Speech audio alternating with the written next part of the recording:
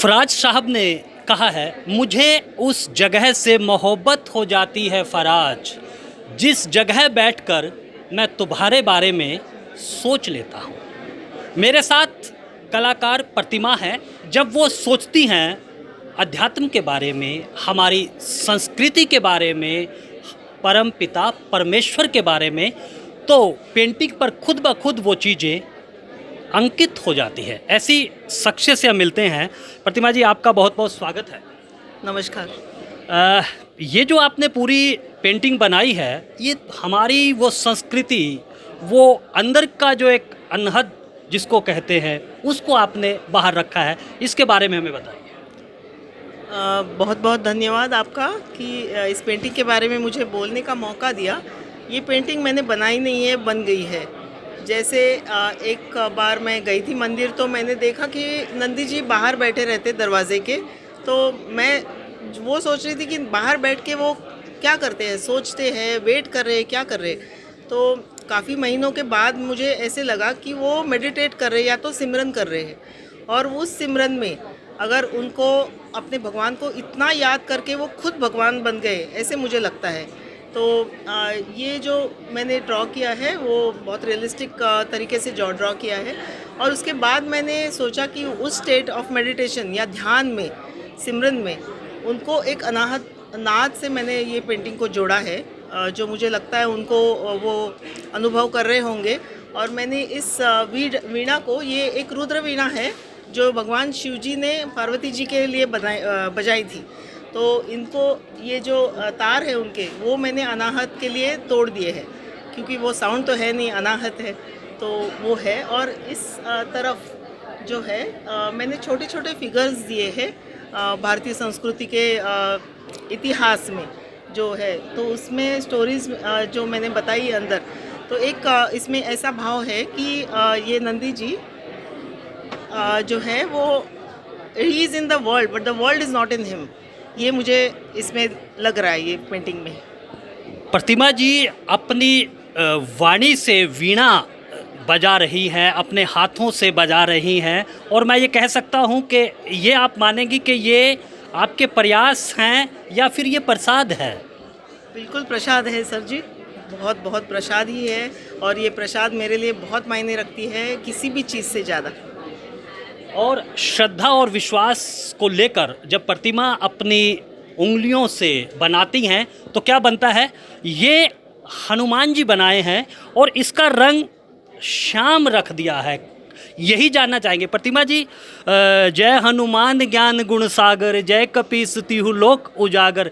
हनुमान जी आपने श्याम रंग में बनाए हैं। जी, मुझे लगता है कि जो हनुमान जी है हमारे बहुत प्यारे भी है, तो ये शिव जी का अवतार है।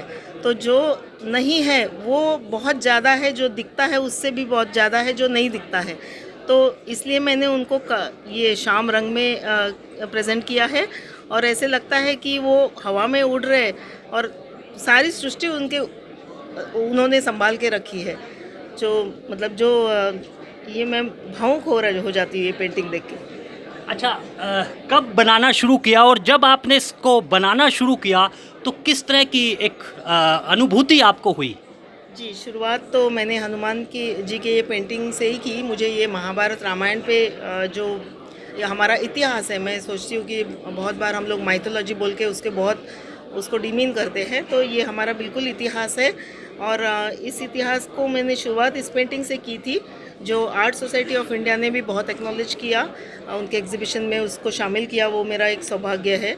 और ये जो मैंने फॉर्म लिया है वो एक कठपुतली का एक फॉर्म लिया है। मुझे लगता है कि हम सब एक कठपुतली है, जो ऊपर वाले चलाते हैं, उसकी डोर तो उनके हाथ में है। तो ये तो सबसे बड़े राम जी के भक्त हैं, और आज रामनवमी के अवसर पर आपने मुझे ये मौका दिया मेरे हनुमान जी को दिखाने के लिए, तो बहुत बहुत धन्यवाद आपका। तो शुक्रिया। और ये मेरा भी सौभाग्य है कि मैं एक ऐसी शख्सियत से रामनवमी के दिन एक इंटरव्यू करने का मौका मिल रहा है। यानी मेरे कृष्ण भी श्याम और मेरे हनुमान भी श्याम, यानी कि श्याम रंग न केवल हमारे लिए बल्कि पूरे विश्व की शांति के लिए बहुत महत्वपूर्ण है। हम दूसरे स्तर पर जाएंगे। ये जो हमने महाभारत की जो कथा, इसके बारे में थोड़ा बताएं प्रतिमा। ये तो मेरी सबसे प्यारी पेंटिंग है। श्री कृष्ण जी है और उनके सबसे बड़े दोस्त अर्जुन को वो मार्गदर्शन कर रहे हैं। इस मौके के लिए उन्होंने सारी सृष्टि को रोक के रखा था। मतलब अगर भगवत गीता कोई पढ़ता है तो 2-2.5 घंटा 3 घंटा तो लग ही जाता है, पर ये बोले हैं कि 7-8 मिनट में ये बताई थी श्री कृष्ण जी ने अर्जुन को, और उसके लिए सारी सृष्टि को रोक के रखा था। तो मैंने यहाँ पे जो व्हील्स है उसको ऐसे बेड़ियों में डाला है सिंबॉलिकली, ये बताने के लिए कि ये कितना मतलब सृष्टि को रोक के रखने वाली ये भगवत गीता हमारे पास आज उपलब्ध है। इतना मतलब ज्ञान है हमारे परंपरा में, तो इसका मूल्य हम किसी भी चीज़ से नहीं कर सकते। तो ये पेंटिंग मैंने बनाई थी। ये 4 घोड़े हैं जो अपने काम अर्थ मोक्ष और धर्म के प्रतीक है। बस इसके बारे में तो मतलब बोलना वो बहुत मुश्किल हो जाता है। गीता इतनी बड़ी चीज़ है और जो हमारे लिए सहज उपलब्ध है। तो मेरे साथ प्रतिमा जी हैं और उन्होंने जिस तरह से माँ सीता को उकेरा है और उनके दोनों बेटे लव कुश को उकेरा है, उस पर ही बात करते हैं। प्रतिमा जी बताइए कि आपने जो इन माँ सीता का चित्रण किया है, कैसे क्या संदेश देना चाहते हैं आप? ये अश्वमेध यज्ञ का जो मैंने दिखाए हैं लव कुश, और वो घोड़ा लेके आते हैं एक भाव से कि मतलब ये तो हमने कुछ अच्छा काम करके दिखाया मम्मी को, हमारे माँ को।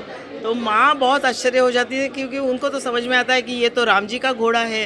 तो ये सीन मुझे दिखाना था कि एक सीता जी का जो धैर्य है, जिससे मुझे लगता है कि राम जी को शक्ति मिलती थी, नहीं तो राम जी तो टूट जाते थे। मतलब राम जी तो है ही, राम हमारे बहुत प्यारे हैं, लेकिन वो जो उनकी अर्धांगिनी है सीता जी, उन्होंने एक ऐसा मिसाल खड़ा किया है कि जैसे वो उनके पीछे की वो शक्ति वो है। तो ये मुझे दिखाना था इसमें कि वो वनवास में है, अपने बच्चों को अकेला बड़ा कर रही है। तो रामनवमी के त्यौहार पे आज हम सीता जी को याद करें, वो तो बहुत मुनासिब है। और उनके जो बेटे हैं उसके बाद हमारा ये भारतवंश चला है, तो ये पेंटिंग मैंने उस भाव से की थी। और आप अपने कुछ भाव भी कहना चाहती हैं, आप कुछ लाइनें सुनाना चाहती हैं? जी, मैं शेर एक सुनाना चाहती हूँ जो मुझे लगता है कि अगर भगवान ने हमें ज़िंदगी दी है तो जीने का हुनर भी देना, यही मेरी प्रार्थना है भगवान जी से। और मैं तो गूंगी थी, अगर बोलना सिखाया है तो बातों में असर भी देना, बस यही है।